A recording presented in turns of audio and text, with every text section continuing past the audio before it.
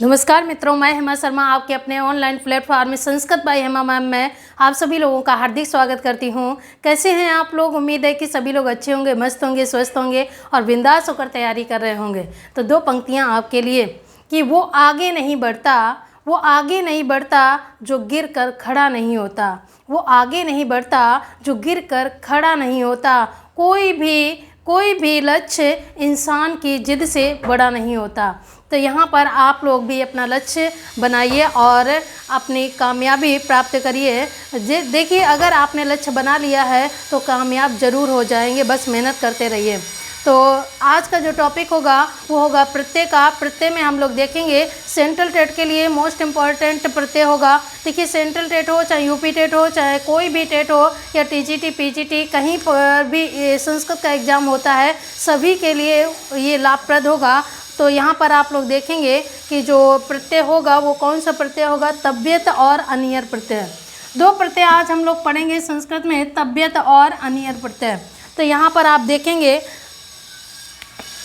कि ये प्रत्यय होगा तब्यत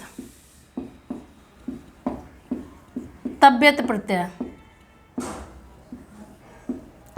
तब्यत प्रत्यय का आप सूत्र देखेंगे तो यहाँ पर देखेंगे कि सूत्र कौन सा है तब्यत प्रत्यय का।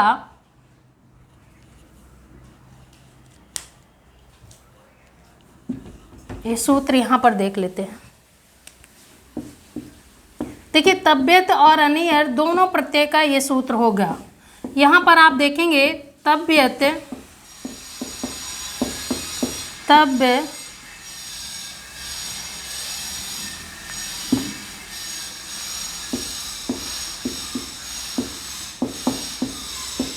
ये सूत्र है तब्यत तब्य अनियरा। तब्यत और तब्य प्रत्यय जो होते हैं ये तब्यत और अनियर प्रत्यय का ये कौन सूत्र है? तो यहाँ पर आप देखेंगे कि तब्यत तब्य अनियर ये इसका सूत्र है। तब्यत और अनियर दोनों प्रत्यय का ये सूत्र है। तो यहाँ पर आप देखेंगे कि ये प्रत्यय ये सूत्र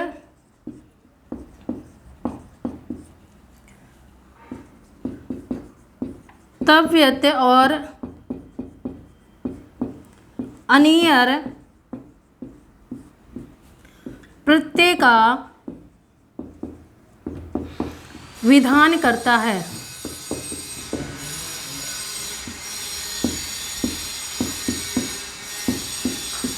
ये प्रत्यय जो है तब्यत और तब्य दोनों प्रत्यय का विधान करता है।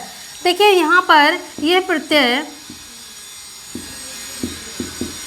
यहाँ पर लिख दें तब्यत और अनियर प्रत्यय दोनों प्रत्यय के लिए है ये।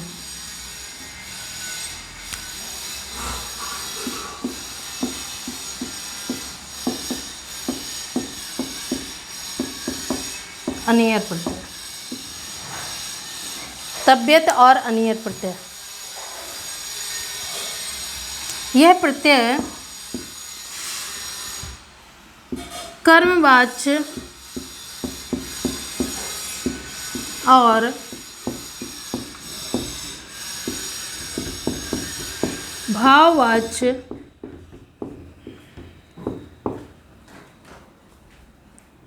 के लिए प्रयोग होता है।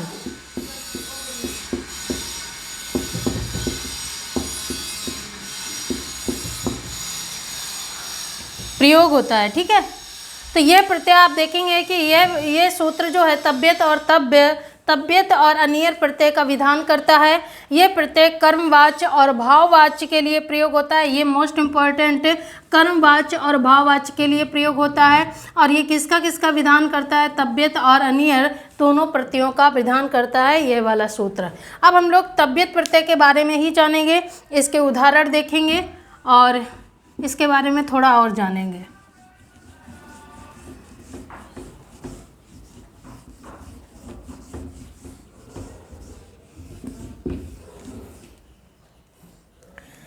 देखिए, यहाँ पर तब्यत प्रत्यय शॉर्ट में और थोड़ा सा जान लो कि सूत्र तो मैंने बता दिया। अब ये देखिए किसके अर्थ में प्रयोग होता है। यह प्रत्यय चाहिए या चाहिए या योग्यता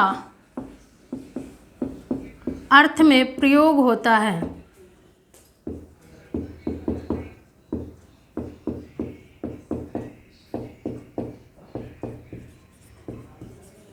मतलब चाहिए अर्थ हो या फिर योग्यता के अर्थ में इसका प्रयोग होता है। देखिए यह इस प्रत्यय का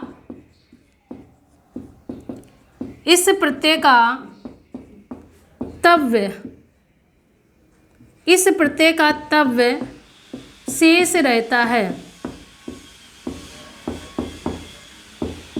अभी हम लोगों ने देख लिया था कि कर्मवाच्य और भाववाच्य में प्रयोग होता है। तो ये चीज़ें जान लो कि तव्यत प्रत्यय चाहिए या फिर योग्यता अर्थ में प्रयोग होता है, इसका तव्य शेष रहता है, ये कर्मवाच्य और भाववाच्य में प्रयोग होता है। ये चीज़ें हैं इसके बारे में जानने के लिए। तो यहाँ पर ऐसे रख लो, लिख सकते हो कि कर्मवाच्य या भाववाच्य में प्रयोग होता है। ठीक है, ये देखिए यहाँ पर कर्मवाच्य या फिर भाववाच्य में इसका प्रयोग होता है। तो ये मेन चीज़ें हैं, इसके बारे में जान लो कि ये चाहिए या फिर के योग्य या योग्यता अर्थ में प्रयुक्त होता है, तब विशेष रहता है, कर्मवाच्य और भाववाच्य में इसका प्रयोग होता है। अब इसके उदाहरण देख लेते हैं। ये बहुत ज़्यादा पूछा जाता है कि ऐसा कौन सा प्रत्यय सेंट्रल टेट में खासकर कि ये ऐसा कौन सा प्रत्यय है जो चाहिए अर्थ में प्रयोग होता है। तो यहाँ पर आप देखेंगे तव्यत और अनियर प्रत्यय ऐसे प्रत्यय हैं जो चाहिए अर्थ में प्रयुक्त होते हैं। तो यहाँ पर आगे देखेंगे हम लोग, इसके उदाहरण को देखेंगे।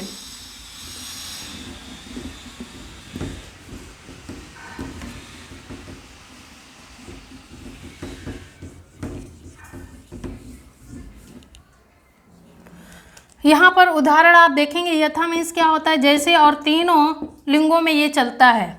जैसे कि यहाँ पर लिख दिया पठ धातु में तव्यत प्रत्यय लगा देंगे। तव्यत का तब देखेंगे, तब शेष कैसे रहता है। तव्यत में देखिए ता है ना, ता में हलंत है तो इत संज्ञा होकर इसकी ता की इत संज्ञा होकर इसका लोप हो जाएगा। कौन बचेगा? तव्य। तो शेष में भी आपको क्या दिख रहा है? शेष में भी आपको तव्य दिख रहा होगा। आगे चलते हैं हम लोग, इसके देखेंगे कि तव्यत पठ धातु में तव्यत प्रत्यय लगेगा तो पुल्लिंग में क्या बनेगा, फिर स्त्रीलिंग में क्या बनेगा और फिर नपुंसक लिंग में क्या बनेगा, इसके बारे में हम लोग देखेंगे। देखिए पठ धातु में तव्यत प्रत्यय लगेगा तो क्या बन जाएगा? पठितव्या। इस पुल्लिंग है तो विसर्ग लगेगी, और स्त्रीलिंग होगा तो क्या बनेगा? पठितव्या। और नपुंसक लिंग में पठितव्यम।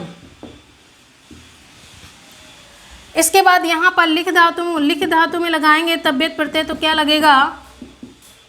लेखितव्या। लेखितव्या। लेखितव्या। और फिर क्या लगेगा? लेखितव्या। फिर यहाँ पर क्या हो जाएगा? लेखितव्यम। इसके बाद आप देखेंगे भू धातु। भू धातु में क्या लगेगा? भवितव्या। और क्या बनेगा?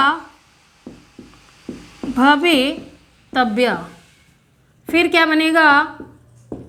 भवितव्यम। इसके बाद यहाँ पर आप देखेंगे पृच्छ धातु। पृच्छ मीन्स होता है पूछना। पृच्छ धातु में तव्यत प्रत्यय लगाएंगे तो क्या बन जाएगा? पृष्ठव्या। फिर क्या बनेगा? पृष्ठव्यम। तव्यः। तव्या बड़े आ की मात्रा लग जाएगी। फिर क्या बनेगा? पृष्ठव्यम।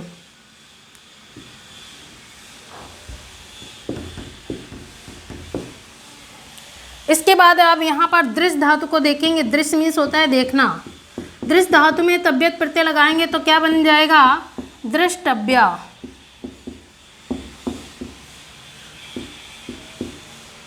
दृष्टव्या। स्त्रीलिंग में जाएंगे तो बड़ी आ की मात्रा लगेगी। यहाँ पर क्या हो जाएगा? दृष्टव्यम। फिर इसके बाद में यहाँ पर आपने देखा गम धातु को आप देखेंगे। गम मीन्स होता है जाना। तो बन जाएगा यहाँ पर गंतव्य। फिर इसके बाद में गंतव्य, गंतव्य और गंतव्य। इसके बाद में यहाँ पर देखेंगे गंतव्यम। यहाँ पर आपने देखा कि ये थे तबियत प्रत्यय। तबियत प्रत्यय में क्या शेष रह रहा था? तबियत प्रत्यय में शेष क्या हो रहा था? तब्य। अब देखिए किसी भी शब्द के अंत में तब्य तब्य तब्य दिखे तो समझ लेना ये प्रत्यय का कौन सा है, ये प्रत्यय हो जाएगा तव्यत। यहाँ पर आपने देखा तब्य दिख रहा है, यहाँ पर तब्या दिख रहा है, यहाँ पर तब्यम। ये देखिए विसर्ग लगी है तो इस पुल्लिंग का बोध करवा रहा, बढ़िया की मात्रा है तो स्त्रीलिंग का बोध करवा रहा, और मकार लगी हुई है तो नपुंसक लिंग का बोध करवा रहा। लेकिन इसके ठीक पहले क्या है? तब्य तब्य तब्य। देखिए यहाँ पर टा बना हुआ है, लेकिन यहाँ पर मूर्धन्य सा की वजह से ये टा बन गया है और ता का रोल अदा कर रहा है, तो यहाँ पर भी तब्य टब्य दिख रहा और यहाँ पर तब्य दिख रहा है। यहाँ पर देखिए बढ़िया की मात्रा दिख रही तो स्त्रीलिंग का बोध हो रहा है, और यहाँ पर मकार दिख रही है तो यहाँ पर क्या है? नपुंसक लिंग का बोध हो रहा है। तो यहाँ पर बहुत ही सरल प्रत्यय है, बहुत आसानी से आप इसे पहचान सकते हो। पीछे तब्य तब्य दिखे समझ लेना कि प्रत्यय का नाम क्या है? तब्यत प्रत्यय है। ठीक है, आगे चलते हैं। अनियर प्रत्यय के बारे में थोड़ा सा जानेंगे। अनियर प्रत्यय, तब्यत और अनियर दोनों ऐसे प्रत्यय हैं जो एग्जाम में बहुत ज़्यादा पूछे जाते हैं। यहाँ पर आप देखेंगे अनियर प्रत्यय, अनियर। देखिए अनियर प्रत्यय में भी यही बात होती है, यही सूत्र अनियर प्रत्यय में भी लग जाएगा। तब्यत तब्य अनियर, ये सूत्र है तब्यत और तब्यत प्रत्यय और अनियर प्रत्यय का, ये दोनों का सूत्र है। आगे हम लोग देखेंगे इसमें कि इसमें सेम चीज़ें हैं, बस थोड़ा सा अंतर है और ज़्यादा अंतर नहीं है।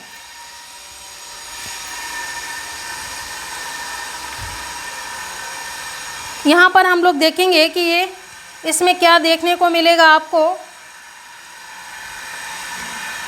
यहाँ पर थोड़ा सा देखेंगे, इसको रफ कर देते हैं।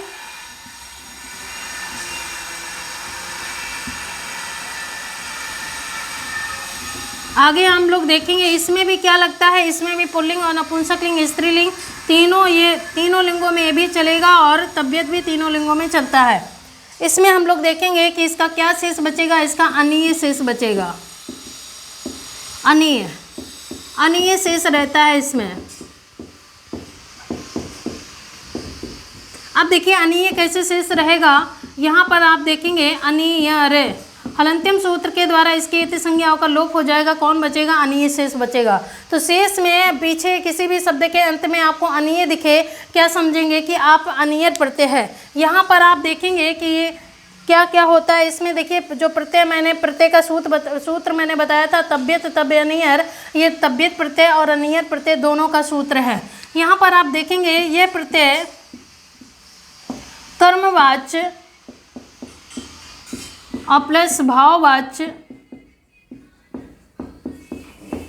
में प्रयुक्त होता है।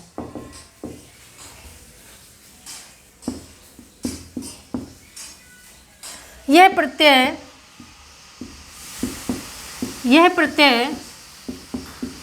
चाहिए या के योग्य अर्थ में प्रयुक्त होता है या प्रयोग होता है। ये मेन चीज़ें हैं, इसकी जानना है। देखिए इस प्रत्यय का क्या शेष बचता है? अनीयर, अनीय शेष बचता है। कर्मवाच्य और भाववाच्य में ये प्रयोग होता है, और इसका ये किसके अर्थ में प्रयोग होता है? ये चाहिए या फिर के योग्य के अर्थ में या योग्यता के अर्थ में इसका प्रयोग होता है। तो मेन चीज़ें हैं ये आप जान लो। ये प्रत्यय भी बहुत ज़्यादा पूछा जाता है। ये प्रत्यय भी पूछा जाता कि ऐसा कौन सा प्रत्यय है जो चाहिए अर्थ में प्रयुक्त होता है, तो अनीयर प्रत्यय है जो चाहिए अर्थ में प्रयोग होता है। तो यहाँ पर आपने देखा मेन पॉइंट आप लोग देख लीजिए, क्योंकि क्वेश्चन यहीं से बनते हैं, इसी को देखना भी है। अब हम लोग देखेंगे एग्जाम्पल, हम लोग देखेंगे कि कौन कौन से इसके एग्जाम्पल हैं। आप उस एग्जाम्पल को देखेंगे।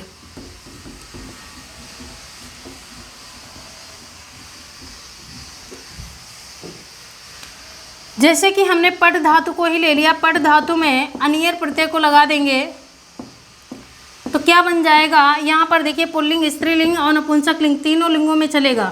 ये पुल्लिंग हो जाएगा और ये स्त्रीलिंग और ये नपुंसक लिंग।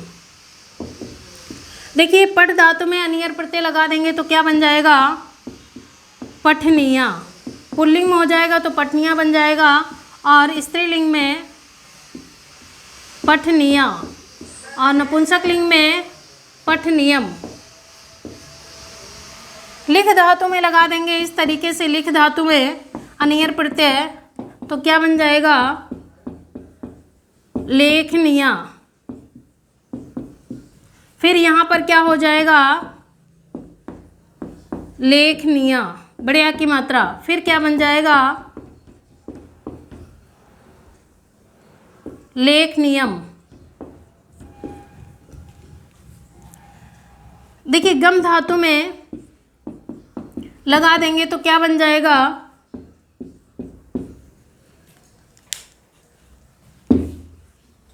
गम धातु में लगाएंगे तो क्या बनेगा, गमनिया। और यहाँ पर लगाएंगे स्त्रीलिंग में तो क्या बनेगा, गमनिया, और नपुंसक लिंग में गमनियम। देखिए कैसे निकालेंगे। अब यहाँ पर हमने तो बताया कि अनियर अनियर दिखेगा, आपको अनीय नहीं दिख रहा होगा तो कैसे हो जाए, कैसे पता करोगे। यहाँ पर जैसे कि हमने गम धातु को लिया, इसको मैंने तोड़ दिया, गम में मैंने माँ से आ को अलग कर दिया। अब देखिए माँ में आ छिपा हुआ है और यहाँ पर क्या दिखा, अनीय। देखिए अनीय प्रत्यय दिखा कि नहीं, गम धातु दिखी, अनीय प्रत्यय दिख गया। तो यहाँ पर अनीय दिखा और प्रत्यय कौन हो जाएगा, अनियर। इसी प्रकार से पठ, इसी प्रकार से लिख, जो भी धातुएं होंगी धातुओं को अलग करेंगे और प्रत्यय अलग हो जाएगा अपने आप। अब यहाँ पर आप देखेंगे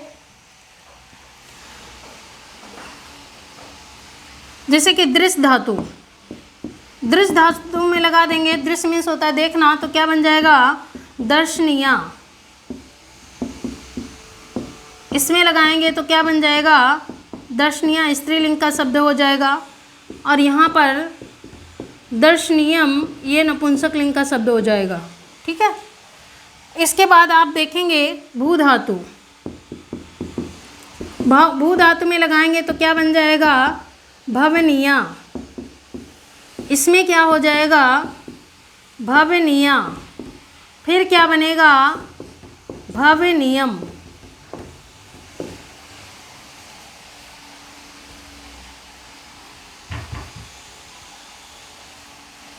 तो यहाँ पर आपने देखा कि अनियर प्रत्यय का क्या शेष रहता है, अनीय शेष रहता है।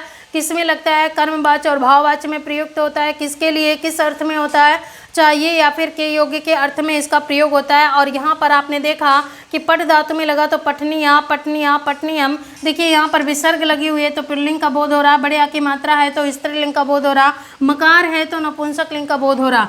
लिख धातु में लगेंगे तो लिखनियम नहीं होगा, लेखनियम, लेखनिया, लेखनिया और लेखनियम। इसके बाद गम धातु में गमनिया, गमनिया, गमनियम। इसके बाद दृश्य धातु में दर्शनिया, दर्शनिया, दर्शनियम। इसके बाद में भू धातु में भवनिया, भवनिया, भवनियम। ये थे आपके कुछ एग्जाम्पल मैंने बताया, जो मेन मैंने आपको तरीका बता दिया। इस तरीके से आपको दिखे वहाँ पर अनीय, अनीय, अनीय पीछे दिखे किसी भी शब्द के अंत में, तो समझ लेना कि प्रत्यय कौन सा हो जाएगा, अनीय प्रत्यय हो जाएगा। अनीय प्रत्यय नहीं होता, अनीयर प्रत्यय होता है। हिंदी में आपको अनीय प्रत्यय दिखेगा, पर अपने संस्कृत में अनीयर प्रत्यय होता है। तो यहाँ पर आज मैंने आपको तबियत और अनियर दो ऐसे प्रत्यय थे जो बहुत ज़्यादा एग्जाम में पूछे जाते, चाहे वो सेंट्रल टेट हो, चाहे वो यूपी टेट हो, चाहे कोई भी टेट हो, और चाहे टीजीटी, पीजीटी, कोई भी एग्जाम होता है, संस्कृत का पेपर होता है और ग्रामर उसमें आती है तो प्रत्यय जरूर पूछे जाते हैं। तो आज की क्लास आपको कैसी लगी आप बताइएगा ज़रूर। और आज के लिए इतना ही, फिर मिलते हैं अगली क्लास में। तब तक के लिए मस्त होकर रहिए, पढ़ते रहिए और चैनल को लाइक एवं सब्सक्राइब जरूर कर दीजिए। आज के लिए इतना ही। जय हिंद, जय संस्कृत।